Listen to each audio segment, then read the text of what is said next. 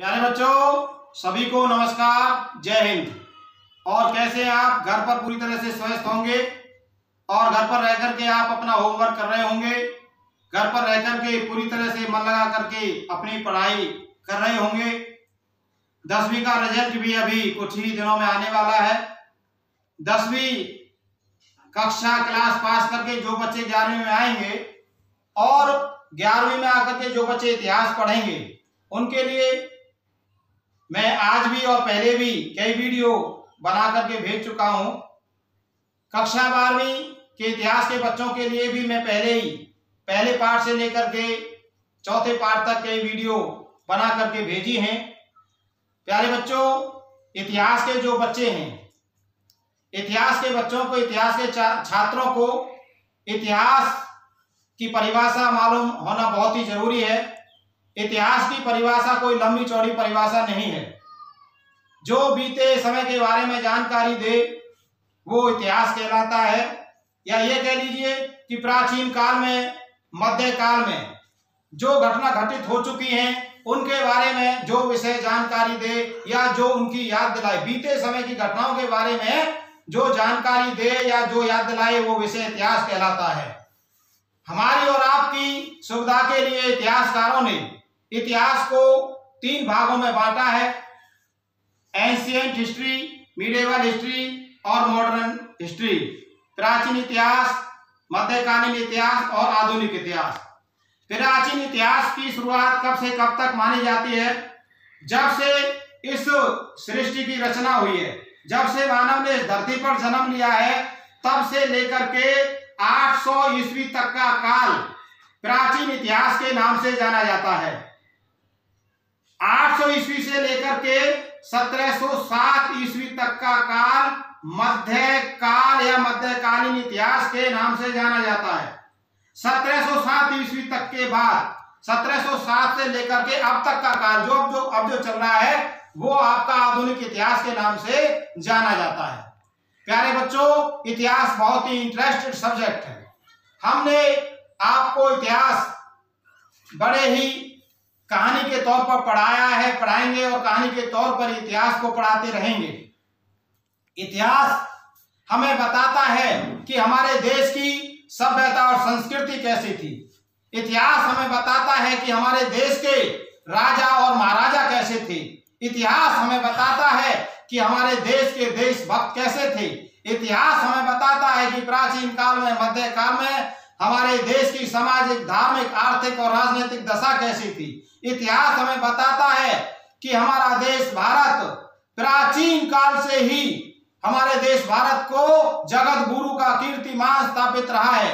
हमारी धरती माता ने प्राचीन काल से ही अपनी कोख से अनेक ऋषि मुनियों, साधु संतों, दानवीरों, सूरवीरों और अनेक महामनाओं को जन्म दिया। इतिहास हमें बताता है कि हमारा देश हमेशा से वीरों की खान रहा है, हमारा देश वीरों की धरती रहा है। पर इस देश को विदेशियों से स्वतंत्र कराने के कई अवसर भारतवासियों ने खोए। एक अवसर वह था जब राणा सांगा ने अपने प्रबल प्रताप से बार बार दिल्ली के बादशाहों को फतेह किया था। उस समय उनकी शक्ति जर्जर थी और बाबर इधर उधर भटक रहा था। उस समय यदि चाहते तो राणा सांगा के वंशधर भारत के चक्रवर्ती सम्राट हो सकते थे। दूसरा अवसर वह था जब मोहम्मद गौरी पृथ्वीराज चौहान को पराजित कर वापस अपने देश लौट गया था। उस समय यदि चाहते तो जयचंद के वंशधर दिल्ली को अपना घर बना सकते थे।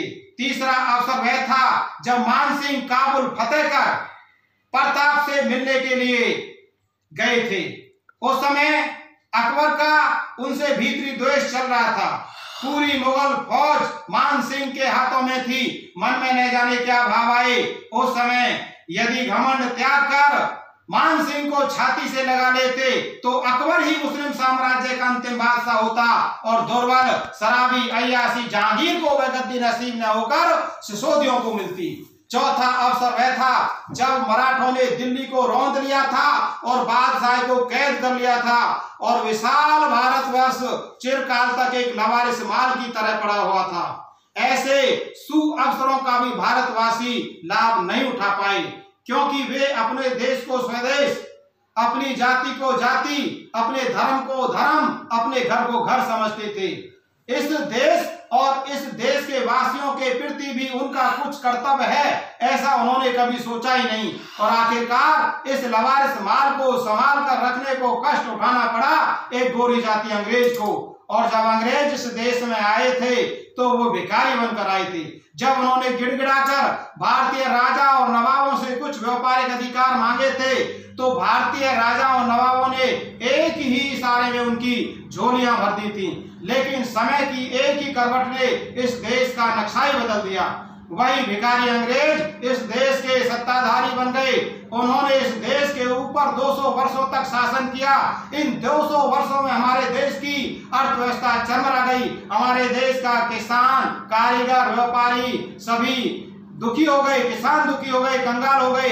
अपनी दयनीय दशा से छुटकारा पाने के लिए भारतवासियों ने पहली बार 1857 में अंग्रेजी सरकार के खिलाफ विद्रोह किया। लेकिन इस विद्रोह में हम हार गए और अंग्रेज जीत गए। लेकिन क्यों? क्या हमारे पास वीरों की कमी थी? क्या हमारे पास हथियारों की कमी थी? क्या हमारे पास धन की कमी थी? नहीं, न तो हमारे पास वीरों की कमी थी, न हमारे पास धन की कमी थी और न हमारे पास हथियारों की कमी थी। कमी थी तो सिर्फ हमारे देश के राजा और महाराजाओं में एकता की कमी थी। हमारे देश के सिपाहियों में अनुशासन की कमी थी। अनेक विदेशी आक्रमणकारी प्राचीन काल से ही भारत में आते रहे, भारत पर आक्रमण करते रहे, भारत को लूटते रहे। और कभी भारत प्राचीन काल में सोने की चिड़िया कहा जाता था। मुसलमानों के राज में और अंग्रेजों के राज में वही भारत की सोने की चिड़िया के बच्चे दाने दाने के लिए तरस गए।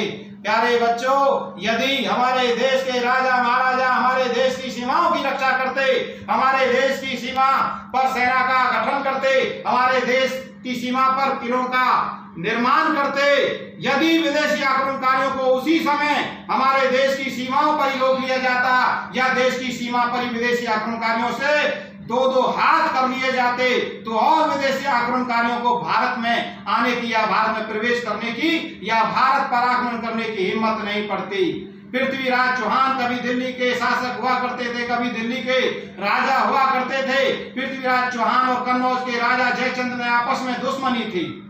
कन्नौज के राजा जयचंद ने अपनी दुश्मनी का बदला लेने के लिए एक विदेशी आक्रमणकारी को, मोहम्मद गोरी को आक्रमण करने के लिए, भारत पर आक्रमण करने के लिए निमंत्रण दिया। उसने मोहम्मद गोरी को चिट्ठी लिखी और उस चिट्ठी में लिखा कि इस समय दिल्ली का राजा पृथ्वीराज चौहान है जो बहुत ही कमजोर और अयोग्य शासक है। यदि आप उस पर आक्रमण करोगे तो वो निश्चित रूप से गद्दी छोड़ करके भाग जाएगा और आपकी अधीनता स्वीकार कर लेगा और इस लड़ाई में हम भी आपका साथ देंगे। जब एक भारत के राजा की तरफ से एक विदेशी आक्रमणकारी को भारत पर आक्रमण करने के न्योते मिल रहे हों तो एक विदेशी आक्रमणकारी की भारत पर आक्रमण करने की हिम्मत पड़ना स्वाभाविक सी बात है। प्यारे बच्चों, 1191 ईस्वी में मोहम्मद गोरी ने पृथ्वीराज चौहान पर या दिल्ली पर आक्रमण कर दिया। तराइन की पहली लड़ाई हुई। तराइन के मैदान में पृथ्वीराज चौहान भी कमजोर नहीं था, बहुत शक्तिशाली था, वीर था। पृथ्वीराज चौहान ने तराइन के मैदान में मोहम्मद गौरी की सेना को करारी चोट दी, करारी हार दी। मोहम्मद गौरी युद्ध के मैदान में घोड़े से गिर गया, लेकिन उसका सेनापति उसको घोड़े पर बिठा करके युद्ध के मैदान से भगा करके अपने साथ ले गया। पृथ्वीराज चौहान था, राजपूत था। पृथ्वीराज चौहान के अंदर ये गुण था, वो क्योंकि वो राजपूत था, राजपूतों के अंदर ये गुण है कि वो भागते हुए शत्रु पर वार नहीं करते। तो मोहम्मद गौरी युद्ध के मैदान से अपनी जान बचा करके भाग गया, लेकिन मोहम्मद गौरी ने अपनी हिम्मत नहीं हारी। उसने अपनी तैयारी करनी शुरू कर दी। जो सैनिक बूढ़े हो गए थे या जो अयोग्य थे उसने उनको सेना से बाहर कर दिया और उनके स्थान पर नए सैनिक, नए नौजवान भर्ती किए, उनको प्रशिक्षण दिया, उनको अस्त्र शस्त्र चलाने सिखाए और उनको नए तरह से सेना में खड़ा किया। अपने सेना को प्रशिक्षण देकर युद्ध के लिए नए सिरे से तैयार किया। और अगले साल 1192 ईस्वी में मोहम्मद गौरी ने तराइन की दूसरी लड़ाई में यानी कि 1192 में मोहम्मद गौरी ने अचानक पृथ्वीराज चौहान पर आक्रमण कर दिया। इधर पृथ्वीराज चौहान हाथ पे हाथ रख करके शांत बैठा था, चुपचाप बैठा था। उसे पता ही नहीं था कि मोहम्मद गौरी फिर से दोबारा से भी तुझ पर आक्रमण कर सकता है। अचानक किए गए आक्रमण के कारण तराइन की दूसरी लड़ाई में 1192 में पृथ्वीराज चौहान की हार हुई। पृथ्वीराज चौहान पकड़ा गया और मोहम्मद गोरी ने पकड़ करके उसकी हत्या कर दी गई। प्यारे बच्चों, इस तरह भारत में जब उसने पृथ्वीराज चौहान की हत्या कर दी तो मोहम्मद गोरी ने दिल्ली पर अधिकार कर लिया और भारत में मुस्लिम राज की नींव पड़ गई।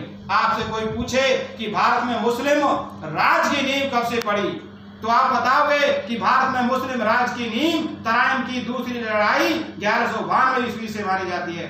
यदि पृथ्वीराज चौहान तराइन की पहली लड़ाई में ही मोहम्मद गोरी को पकड़ करके उसकी हत्या कर देते तो भारत में मुस्लिम शासन की नींव कभी नहीं पड़ती।